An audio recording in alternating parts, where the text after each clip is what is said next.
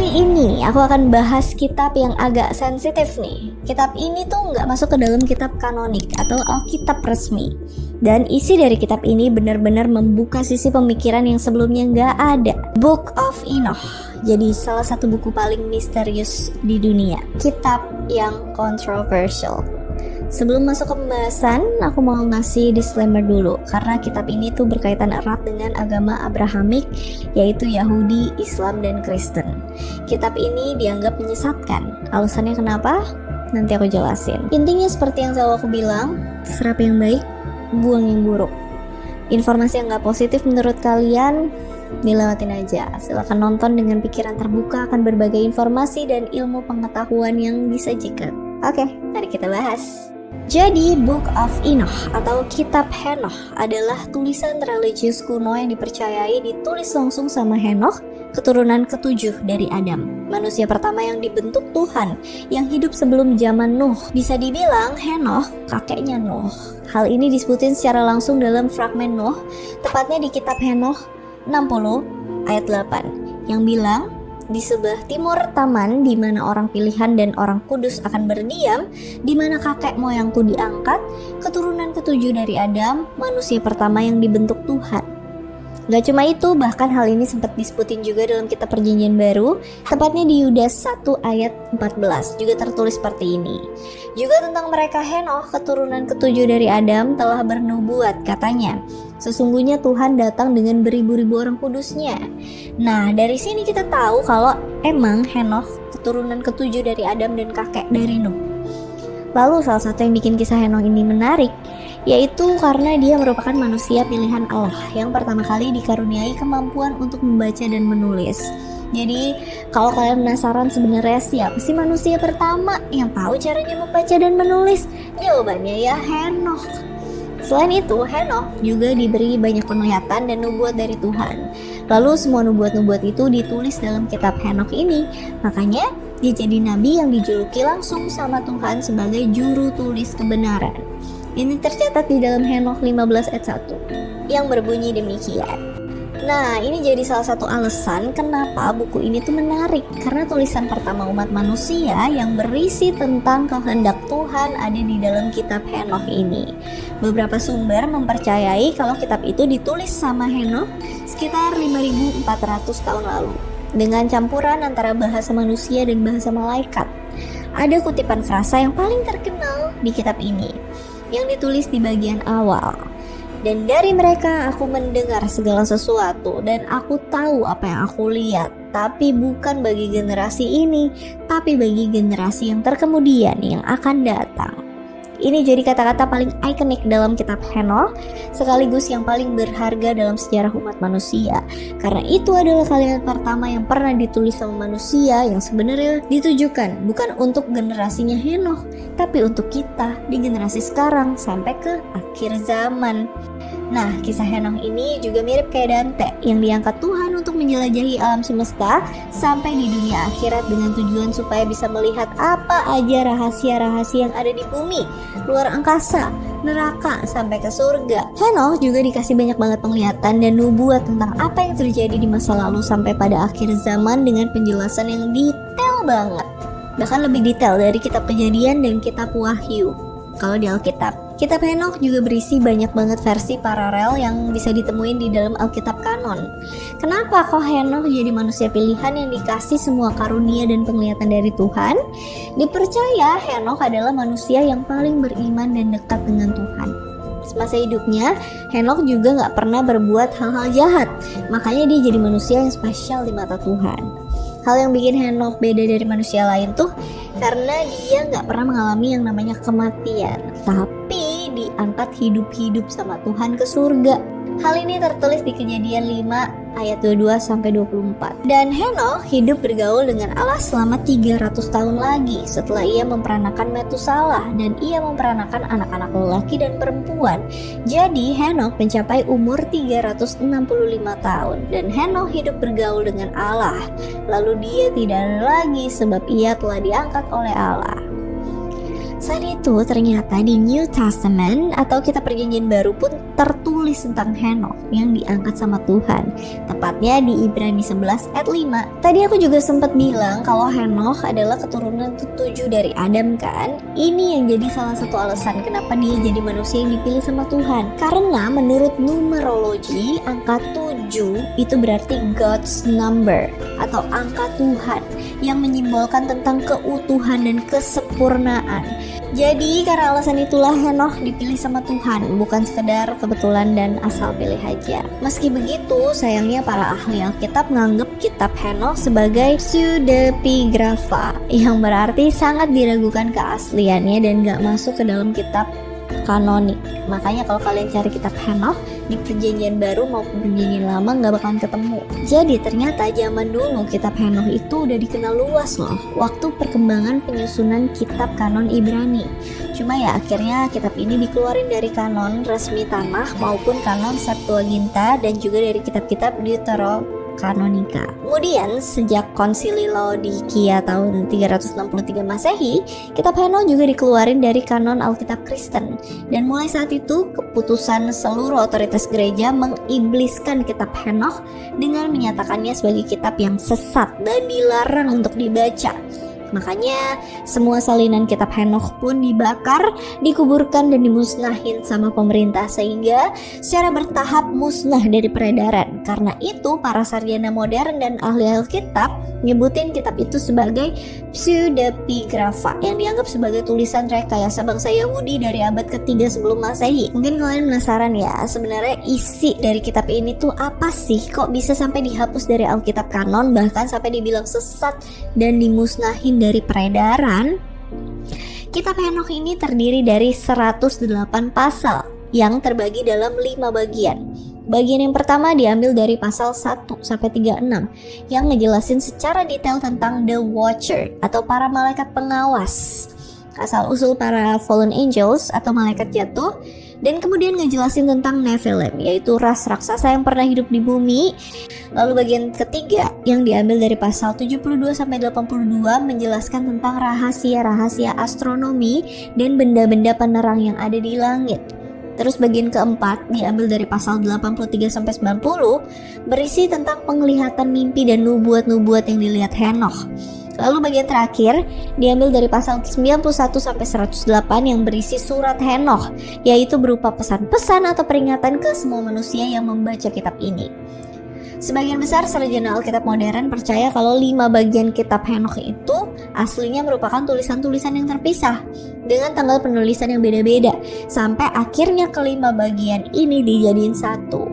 Nah, bagian yang paling kontroversial dalam kitab Henokh ada di bagian pertama yang ngejelasin secara detail tentang para fallen angels atau malaikat jatuh yang berbuat dosa dan menentang perintah Tuhan dengan turun ke bumi dan kawin-mengawin secara seksual dengan anak-anak perempuan manusia. Hal ini tertulis dalam Henokh 6 ayat 1-2. Pastinya ayat ini jadi kontroversi karena nggak cocok dengan penggambaran malaikat sebagai makhluk ilahi yang kudus. Jadi nggak mungkin banget kalau malaikat ngelakuin hal itu. Makanya kitab ini dianggap sesat. Terus alasan kedua kenapa kitab ini dimusnahin yaitu karena Henokh banyak banget nulis kata-kata yang gak baik tentang para penguasa bumi dan raja-rajanya yang fasik. Salah satu contohnya ada di Henokh 46 ayat 4-6. Karena Henokh bilang kayak gitu, makanya raja-raja dan para penguasa dunia yang baca tulisan itu kayaknya tuh pada baperan dan tersinggung sama apa yang ditulis Henokh. Makanya pemerintah melarang kitab ini buat dibaca dan memusnahkan semua salinan-salinannya. Miris banget sih. Banyak orang yang gak setuju sama kebenaran yang ditulis Henokh, makanya mereka ngelakuin itu dan nganggep kitab ini sebagai karangan. Padahal kalau emang benar ya itu tulisan asli dari Henokh, berarti ini jadi tulisan yang paling berharga dalam sejarah umat manusia karena itu ditulis langsung sama orang yang pertama kali tahu caranya membaca dan menulis. Tapi tahu gak sih, meski berbagai penguasa dunia berupaya buat menghilangkan eksistensi kitab Henokh, namun ternyata ada satu salinan lengkap dari kitab Henokh yang berhasil selamat dari pemusnahan itu. Kitab ini seutuhnya ditemuin di dalam bahasa asli Ethiopia kuno yang disebut dengan bahasa Ge'ez. Jadi gereja ortodoks Ethiopia dari dulu sampai sekarang masih pakai kitab ini sebagai kitab kanon. Mereka juga nganggap kalau kitab Henokh benar-benar tulisan yang diilhami dari Allah.